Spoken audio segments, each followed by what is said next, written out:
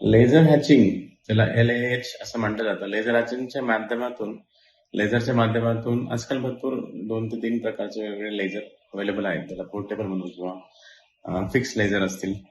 तर लेझरच्या माध्यमातून एम्ब्रिओच्या वरचं आवरण जे आहे त्याला ट्रोपॅक्टोडर्म म्हणतात. त्याला एक छोटंसं छिद्र पाडलं जातं, असं पकडा साध्या भाषेमध्ये, जेणेकरून हॅच होण्यासाठी मदत होते.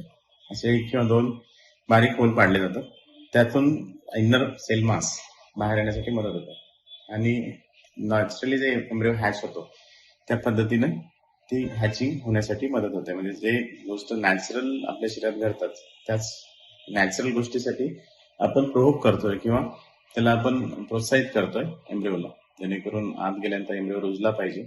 आणि या लेझर हॅचिंगच्या माध्यमातून थिक झोना असेल किंवा एम्ब्रिओची वॉल जर फार थिक असेल किंवा रिकरंट इम्प्लांटेशन फेल्युअर असेल, अशा गोष्टीमध्ये लेझरचा वापर केला जातो. मेनली लेझरचा वापर एम्ब्रिओ बायोप्सीसाठी केला जातो, ज्या वेळेस आपल्याला PGD किंवा PGT या गोष्टी करायच्या असतात.